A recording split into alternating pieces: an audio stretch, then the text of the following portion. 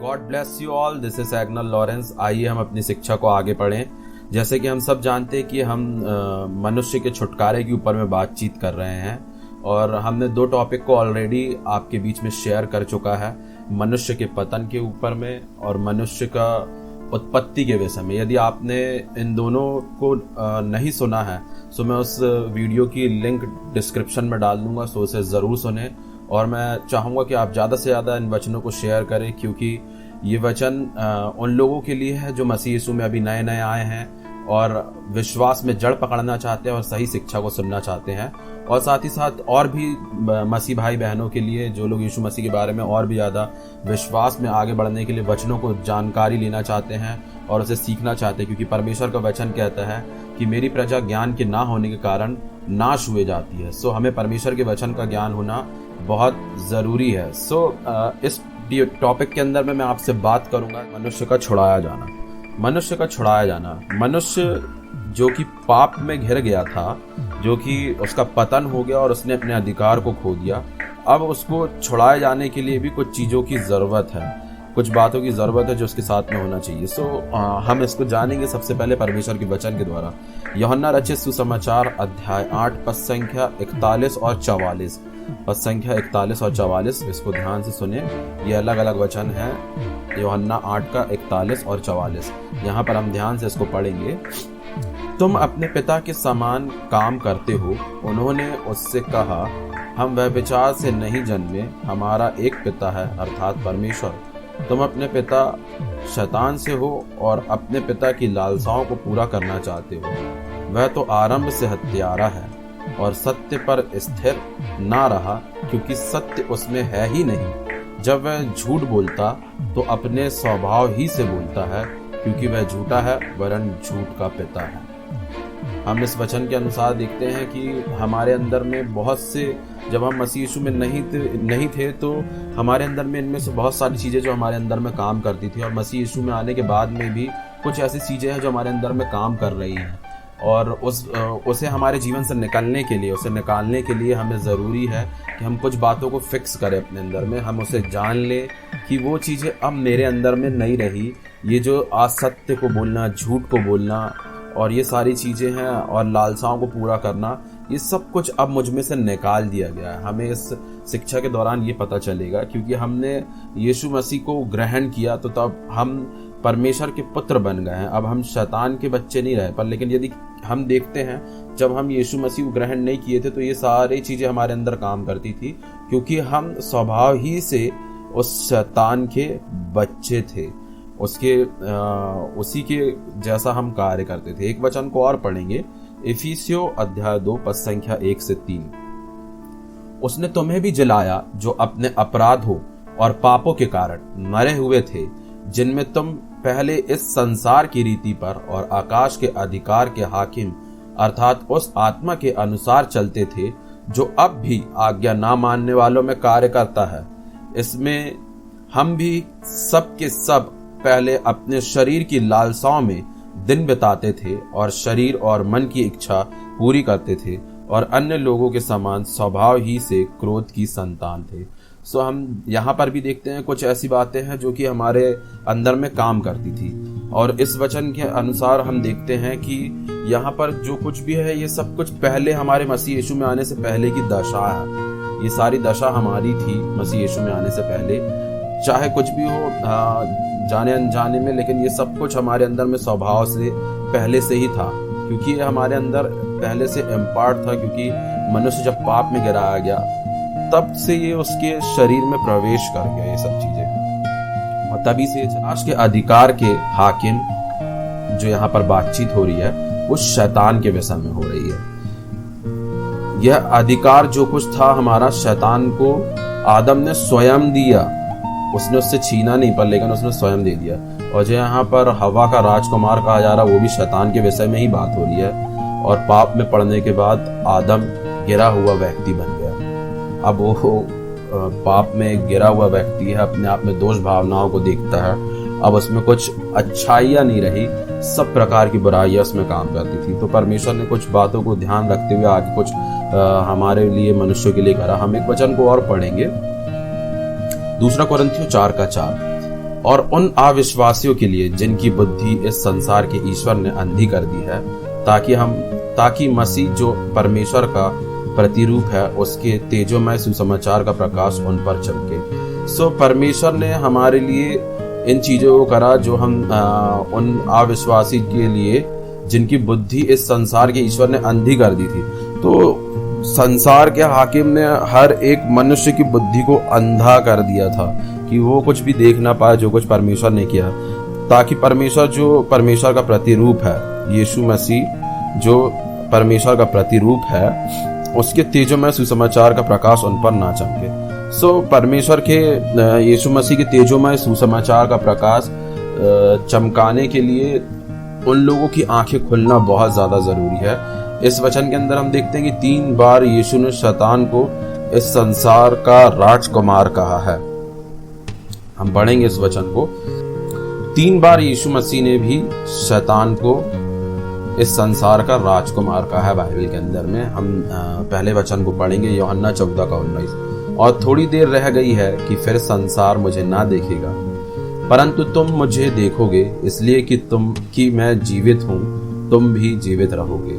सो यीशु मसीह के जी उठने के कारण हम भी जीवित रहेंगे, क्योंकि यीशु मसीह जीवित है इसलिए हम भी जीवित हैं। सो यहाँ पर संसार की बात हुई है, वो शैतान के विषय में। शैतान अब यीशु मसीह को नहीं देख पाएगा, क्योंकि अब यीशु मसीह बहुत ही तेजोमय हो चुका है। तेजोमय परमेश्वर है उसके जी उठने के बाद में, मर के जी उठने के बाद में। हम यूहन्ना रचित सुसमाचार अध्याय 16 पद संख्या 11 और 12 को ही पढ़ेंगे।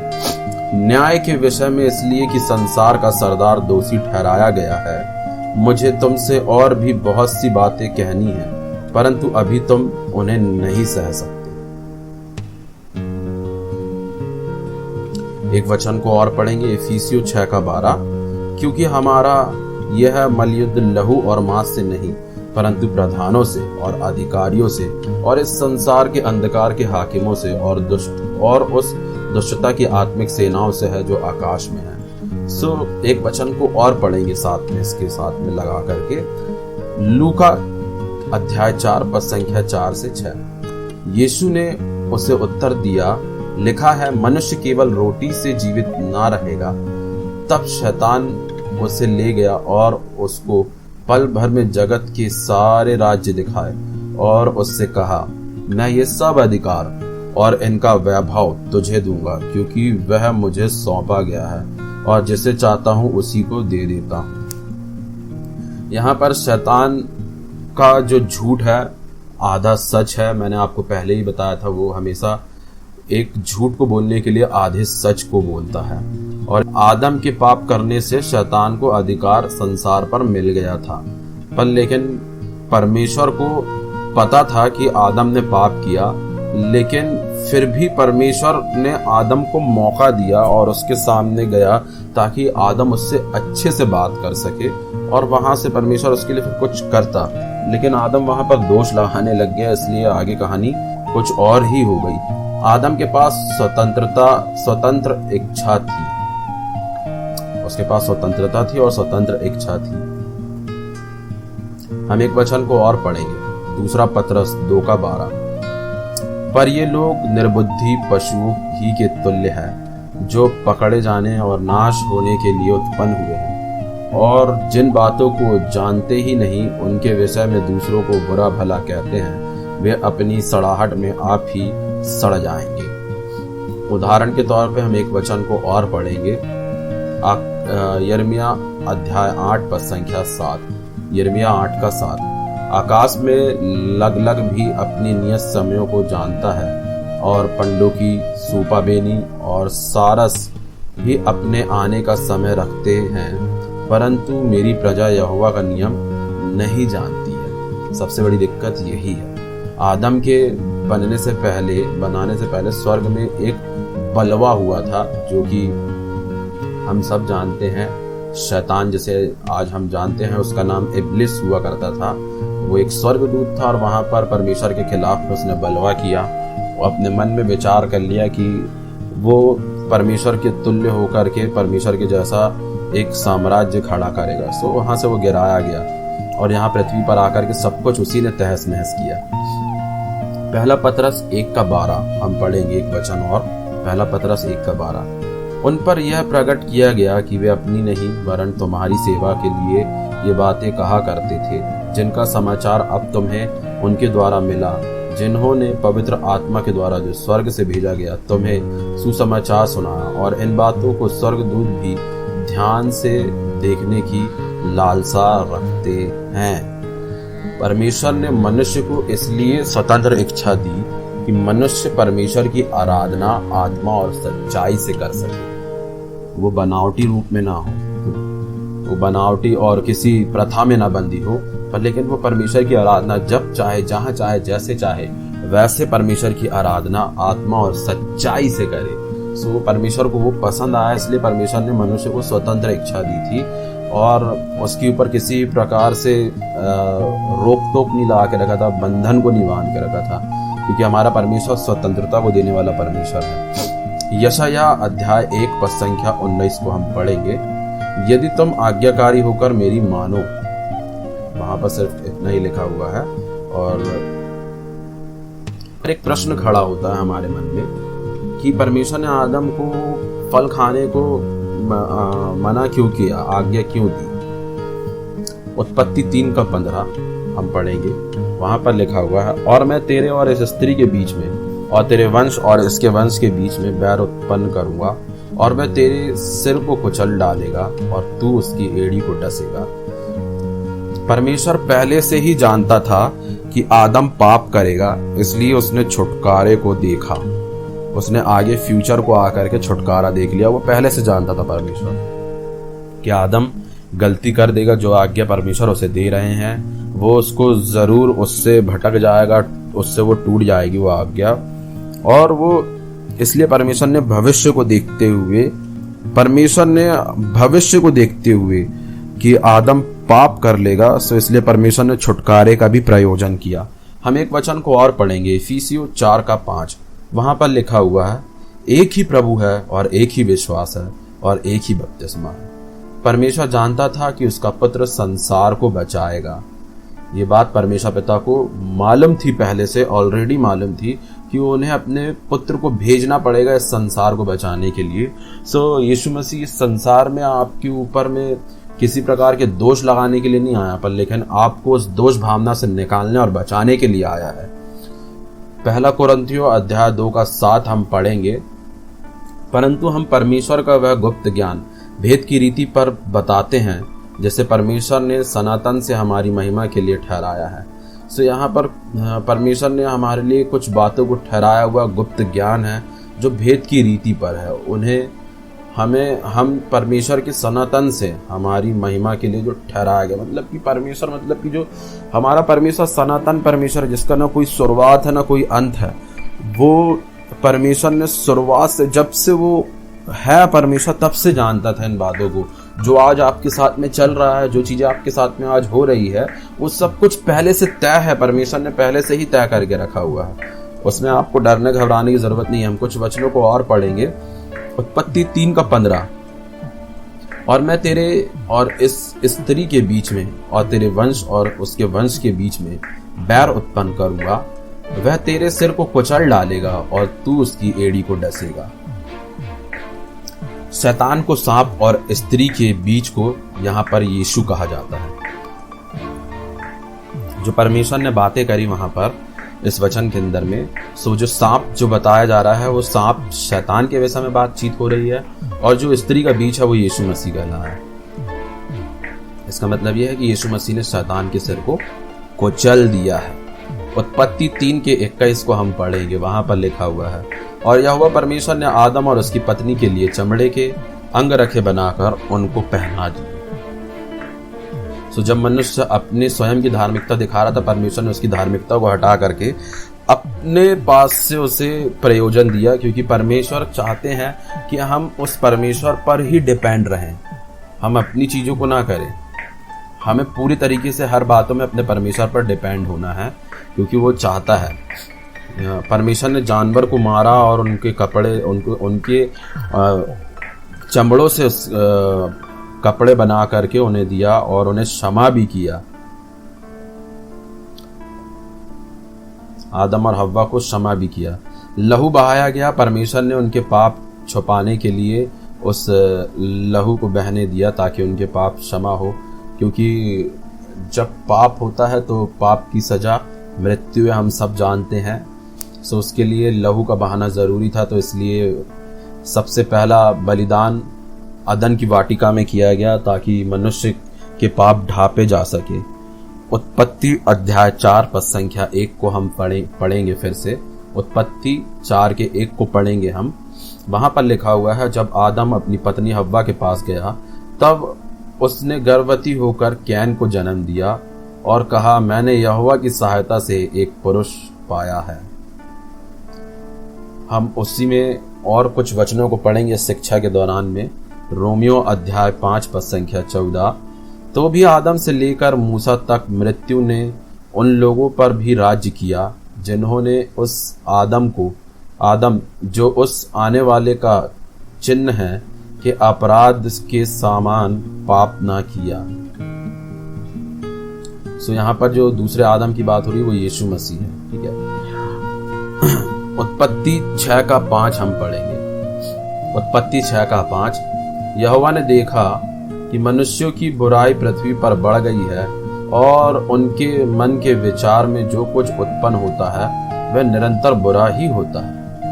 परमेश्वर ने स्वतंत्र एक इच्छा दी मनुष्य को कि वह उसका सही उपयोग सही जगह पर कर सके, लेकिन मनुष्य उसका गलत उपयोग करने लगा। परमेश्वर मनुष्य के सहयोग को चाहता है, तभी हमें प्रार्थना करना पड़ता है। हमें प्रार्थना करने की जरूरत इसलिए है क्योंकि परमेश्वर हमारे सहयोग को चाहते हैं। इस पृथ्वी पर कुछ भी कार्य करने के लिए परमेश्वर हमारे सहयोग को चाहते हैं। हम उत्पत्ति के अध्याय 11 में पढ़ेंगे तो वहां पर नूह भी पापी था, परंतु परमेश्वर की नजर में वो धर्मी गिना गया। कैसे धर्मी गिना गया मैं आपको आगे बताऊंगा। पाप की शुरुआत परमेश्वर पर अविश्वास करने से शुरू हुई है। पाप जो है रियल में वो परमेश्वर पर और परमेश्वर की बातों पर, उसके वचन पर अविश्वास को जताना शुरू से ही। यदि आप उत्पत्ति से ही पढ़ रहे हैं, मैंने आपको पहले ही बताया पुरानी शिक्षा के अंदर में हमारी जो इससे पहले की शिक्षाएं हैं उन सब के अंदर में, मनुष्य के पतन के अंदर मैंने आपको बताया हुआ है वहां पर कि परमेश्वर के वचनों पर अविश्वास जताना एक पाप है।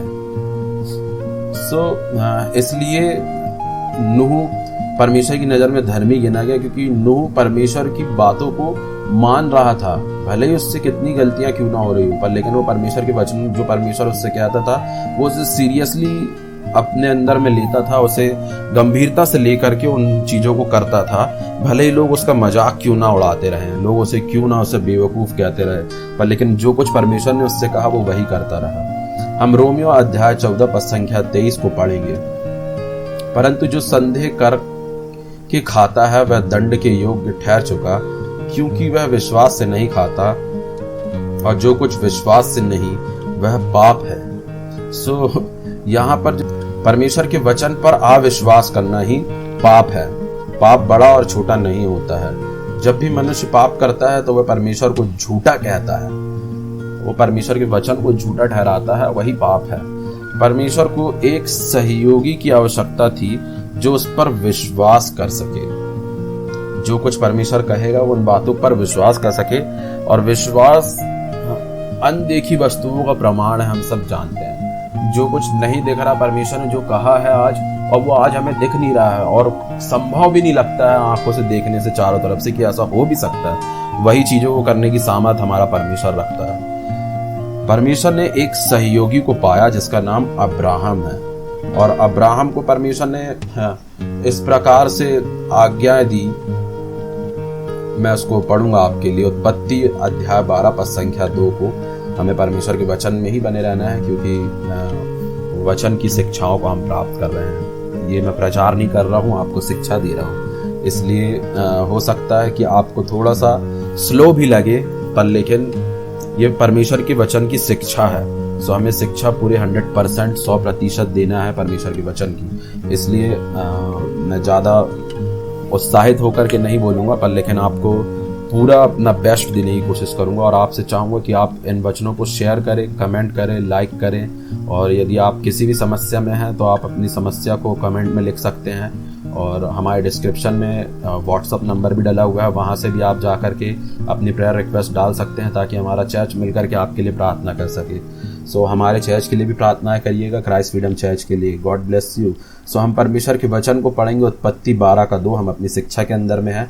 यहाँ पर लिखा हुआ है, और मैं तुझसे एक बड़ी जाति बनाऊंगा और तुझे आशीष दूंगा और तेरा नाम महान करूंगा और तू आशीष का मूल होगा। ये परमेश्वर ने तब कहा जब अब्राहम की कोई संतान नहीं हो रही थी। लोग देख रहे थे कि अरे अब इसमें कोई इसकी पत्नी बांझ है, इससे कोई संतान उत्पन्न नहीं हो सकती है। सो वो लोग वहीं पर थे। परमेश्वर ने फिर भी उससे कुछ बातों को कहा, कुछ आशीषों को कहा, जो पर बहुत महान काम था कि मैं तेरे द्वारा एक बड़ी जाति बनाऊंगा, तुझे आशीष दूंगा और तेरा नाम महान कर दूंगा और तू आशीष का मूल होगा। आज हम जहाँ कहीं पर भी विश्वास के विषय में सुनते तो अब्राहम का नाम जरूर लिया जाता है, चाहे वो कहीं पर भी हो। उत्पत्ति में ही हम अध्याय 22 पद संख्या 18 को पढ़ेंगे। और पृथ्वी की सारी जातियां अपने को तेरे वंश के कारण धन्य मानेगी, क्योंकि तूने मेरी बात मानी है। सो अब्राहम गलती किया, पर लेकिन जो कुछ परमेश्वर उससे कहा वो उसको मानता रहा। वही बात अब्राहम को धर्मी बनाई, वही बात परमेश्वर को अच्छी लगी। उसकी कोई भी गलतियां मायने नहीं रखी परमेश्वर की नज़र में कि उसने क्या गलत किया, क्या घृणित काम लगा। आपको हमको जो लगता है, जो घृणा के काम दिखते हैं हमारी नज़रिए से, वो सब कुछ परमेश्वर की नज़र में कुछ भी नहीं है यदि हम उसकी बात को मानते हैं। आज भी यदि जो कुछ वो परमेश्वर हमसे कहता है हम उसे 100% कर रहे हैं, तो हमारा बचाया जाना, हमारा स्वर्ग में पहुंचना बिल्कुल संभव है, क्योंकि यीशु मसीह हमारे लिए मारा गया, गाड़ा गया और जलाया गया हमारे अपराधों के बदले में।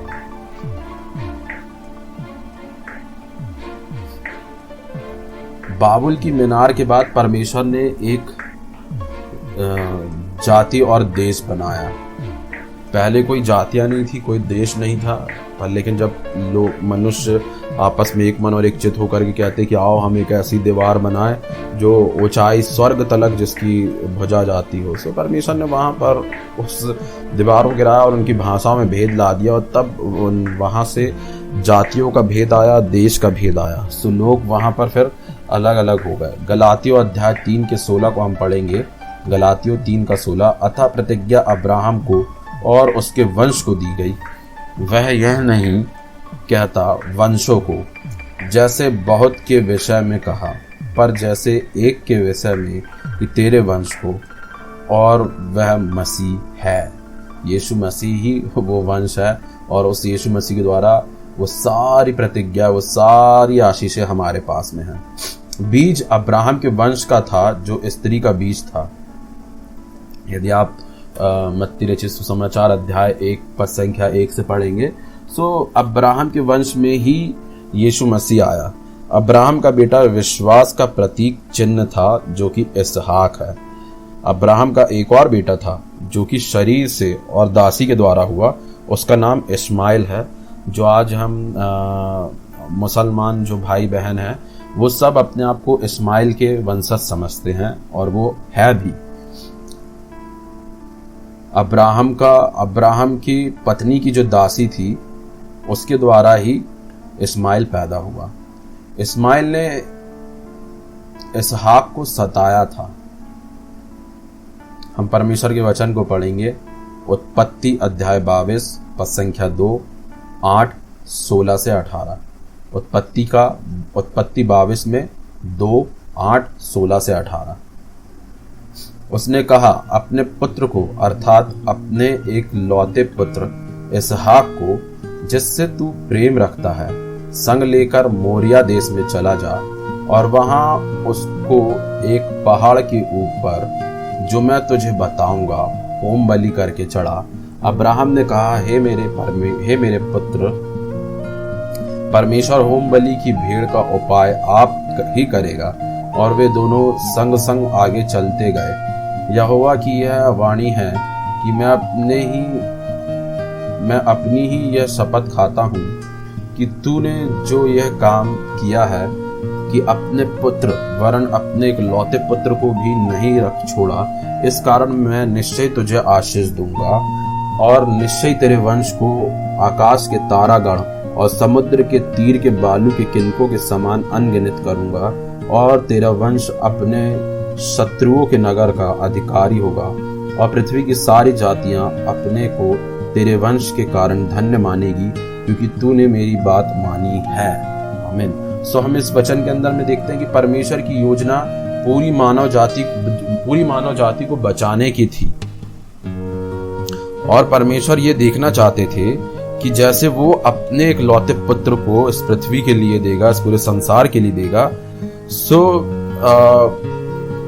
जो उसके लिए अपने पुत्र को दे, परमेश्वर यह देखना चाहते थे कि जैसे वो अपने इकलौते पुत्र को इस संसार में देंगे, वैसा कोई पृथ्वी पर है क्या जो अपने इकलौते पुत्र को उस परमेश्वर के लिए दे सके, ताकि शैतान को वो दिखा सके कि वो उस पर दोष न लगाए कि मेरे लिए भी अपने पुत्र को दे ताकि मेरे पाप भी क्षमा हो। इसलिए परमेश्वर ने अब्राहम के साथ में इस बात को, इस वाक्यांश को किया, और इस एक प्रकार से एक प्रतिलिपि दिखाई शुरुआत से कि इस प्रकार से मैं अपने इकलौते पुत्र को पूरे संसार के लिए दे दूंगा। और अब्राहम पूरी आज्ञाकारिता से मानता रहा। उसके पास में एक ही औलाद उसकी हुई, एक ही संतान हुई, जो बड़ी मन्नतों के बाद में, बहुत लंबे समय के बाद में, बहुत विश्वास और बहुत शर्मिंदगियां देखने के बाद में उसको पैदा हुआ था। और वो भी परमेश्वर उससे कहता कि तू मुझे वो दे दे। क्यों अब्राहम चला गया वहां पर? क्योंकि अब्राहम जानता था जो परमेश्वर मुझसे मांग रहा है वो मुझे इससे कहीं ज्यादा देने की बातें कर चुका है ऑलरेडी। और फिर परमेश्वर ने उससे कह दिया कि अब निश्चय, अब चाहे कुछ भी हो जाए, अब निश्चय, मतलब कि पक्का कर दिया परमेश्वर ने अब कि अब कुछ भी हो जाए, निश्चय है ये बात कि मैं तेरे वंश को और तेरी जाति को, तेरे वंश के तेरे कारण लोग तुझे धन्य मानेंगे, और पूरी पृथ्वी पर तू सबसे बड़ी जाति बन जाएगा, पूरी फैल जाएगा, और आकाश के तारागण और रेत के बालू भी किनकों के समान हो जाएगा। जिसके पास एक औलाद नहीं थी, आज उसकी कई औलादें बन चुकी है। हम भी विश्वास के द्वारा अब्राहम की ही संतान कहलाते हैं। विश्वास ही से अब्राहम ने परखे जाने के समय, इब्रानियों 11:17 हम पढ़ेंगे, वहां पर लिखा है, विश्वास ही से अब्राहम ने परखे जाने के समय में इसहाक को बलिदान चढ़ाया, और जिसने प्रतिज्ञा को सच माना था। सो अब्राहम, ध्यान से देखिए इस वचन को। आज हमारे पास में हम बाइबल भी है, वचन भी है, और कई प्रकार की शिक्षाएं भी हम सुन चुके हैं, पर लेकिन उसके बाद में भी हमारे अंदर में कुछ चीजों को करने के लिए विश्वास नहीं है जो परमेश्वर ने हमें कहा है करने को। हम उससे डरते हैं। जो हमारे स्वप्न होते हैं, दर्शन होते हैं, उसको करने से हम डरते हैं। 10 बार हम सोचते कि अरे कैसे करे, क्या करे, पहले 50 लोगों से पूछेंगे, और यदि उसमें अच्छा पॉजिटिव रिजल्ट आएगा तब हम आगे बढ़ते हैं, और नेगेटिव आता तो हम उसे छोड़ने के लिए सोचते हैं। पर लेकिन जो कुछ परमेश्वर ने कहा है, यदि आपको कोई स्वप्न या दर्शन आया है, तो उसे करने के लिए आपको ज्यादा सोच विचार करने की जरूरत नहीं है। अब्राहम किसी के पास नहीं गया पूछने के लिए। जो कुछ परमेश्वर ने उससे कहा वो उसको प्रतिज्ञा मान करके सच्चाई से पूरा करने के लिए आगे बढ़ा, और वही उसके लिए धार्मिकता गिनी गई। सो यदि आप धर्मी व्यक्ति, स्त्री पुरुष बनना चाहते हैं, तो जो कुछ परमेश्वर आपसे कहे हैं अपने वचनों के द्वारा और दर्शन के द्वारा, या आपके पासबान के द्वारा, या आपके लीडर के द्वारा, सो उनको बड़ी ईमानदारी से माने और पूरा करे, और अपने कलीसिया में सेविकाई जरूर करे। यदि आप कहीं पर सेविकाई नहीं कर रहे हैं और कहीं चर्च नहीं जाते हैं, तो आप हमारे साथ जुड़े रह सकते हैं ऑनलाइन। हम हर संडे की शिक्षाओं को डालते हैं, और आप कांटेक्ट कर सकते हैं। डिस्क्रिप्शन में लिंक डली हुई है, व्हाट्सएप नंबर है, आप उस पर मैसेज छोड़ सकते हैं, और हम आपसे बातचीत करेंगे। और मेंटरशिप के लिए भी आप वहीं पर कांटेक्ट कर सकते हैं। हम एक वचन को और पढ़ेंगे, व्यवस्था विवरण अध्याय 7 पद संख्या 8। यहोवा ने जो तुमको बलवंत हाथ के द्वारा दासत्व के घर में से और मिस्र के राजा फिरौन के हाथ से छुड़ाकर निकाल लिया, इसका यही कारण है कि वह तुमसे प्रेम रखता है, और उस शपथ को भी पूरा करना चाहता है जो उसने तुम्हारे पूर्वजों से खाई थी। सो परमेश्वर अपने जो वचन को, अपने जो वायदे को कहता है, वो उसको पूरा करने के लिए विश्वास योग्य और धर्मी परमेश्वर है। और वो चाहता है कि हम सिर्फ और सिर्फ इतना करें कि उसने जो कुछ कहा है उस पर विश्वास रखे और उसमें स्थिर रहे, यहाँ वहां भटके नहीं। यह एक तस्वीर है हमारे छुटकारे की, जो इस वचन में दिखाया जा रहा है। जो हमारा छुटकारा किया जाना था, मनुष्य का छुटकारा किस प्रकार से होगा उसके पतन के बाद में। सो एक तस्वीर है, फसह के दिन भी यीशु मसीह पकड़ाया गया था। फसह के दिन ही यीशु मसीह पकड़ाया गया। सो रोमियो अध्याय 7 पद संख्या 1 को हम पढ़ेंगे। हे भाइयों, क्या तुम नहीं जानते, मैं व्यवस्था के जानने वालों से कहता हूँ कि जब तक मनुष्य जीवित रहता है तब तक उस पर व्यवस्था की प्रभुता रहती है। सो ये हमारा आखिरी वचन है और ये शिक्षा और भी है। मैं इसको पार्ट बाय पार्ट करके दूंगा आपको। ये पार्ट 1 है मनुष्य के छुटकारे के ऊपर में, जो मनुष्य के छुड़ाए जाने के ऊपर में, और भी इसकी आगे की सीरीज है। सो इसको सुनने के लिए हमारे साथ कंटिन्यू बने रहें। और इस वचन के अनुसार हमें एक बात को जानना है कि आपके पास में एक प्रश्न छोड़ा जा रहा है कि हे भाइयों, तुम नहीं जानते, मैं व्यवस्था के जानने वालों से कहता हूं कि जब तक मनुष्य जीवित रहता है तब तक उस पर व्यवस्था की प्रभुता रहती है। सो व्यवस्था की प्रभुता तब तक रहती है जब तक मनुष्य जीवित है, ठीक है। और जब वो मर जाता है, आगे मैं उसको और अच्छे से बताऊंगा आपको अगली शिक्षा में। सो अभी मैं आपके पास में सिर्फ इस वचन को पढ़ करके छोड़ूंगा ताकि आप इसको पढ़े और इस पर मनन चिंतन करें। जितने वचन आपको बताए जा रहे हैं उन सभी को बार बार पढ़े और देखे, परमेश्वर के वचन का अध्ययन करें ज़्यादा से ज़्यादा, क्योंकि वो हमें विश्वास में मजबूत बनाता है। और मैं आपके लिए प्रार्थना करना चाहता हूँ। यदि आप बीमार हैं या किसी परेशानी में है, समस्या में है, तो अपनी आंखों को बंद करें जहाँ कहीं पर भी है। और इस वक्त यदि आप घुटना टेक सकते हैं तो घुटना टेक करके अपनी प्रार्थनाओं को रिसीव करें, इन आशीषों को रिसीव करें। मैं आपके लिए प्रार्थना करूँगा। धन्यवाद पिता परमेश्वर, यीशु मसीह के नाम से एक बार फिर से हम आपके नज़दीक आते हैं लॉर्ड। जो इस वक्त मेरे भाई बहन इन वचनों को सुन रहे हैं और जिन लोगों ने इन वचनों को सुना है, उन सबों को मैं ब्लेस करता हूँ यीशु मसीह के नाम से। इनकी हर एक बीमारी, रोग को डांटता हूँ और कहता हूँ यीशु मसीह के नाम से छोड़ करके चले जाओ इन्हें। और इनके जीवनों में ब्लेसिंग्स को बोलता हूँ। आर्थिक समस्या इनसे दूर भागने पाए, हर एक प्रकार की अशांतियां इनसे दूर जाने पाए, और इनके घरों में शांति के स्वर्गदूत को और परमेश्वर की करुणा और भलाई और कृपा और सच्चाई को और शांति को इनके जीवन में बोलता हूँ। और जितने भी प्रकार के रोग हैं, बीमार हैं, वो सब निकलने पाए और चंगाइयाँ होने पाए। और उन चीज़ों को करिए जो आज तक आप नहीं कर पाए हैं।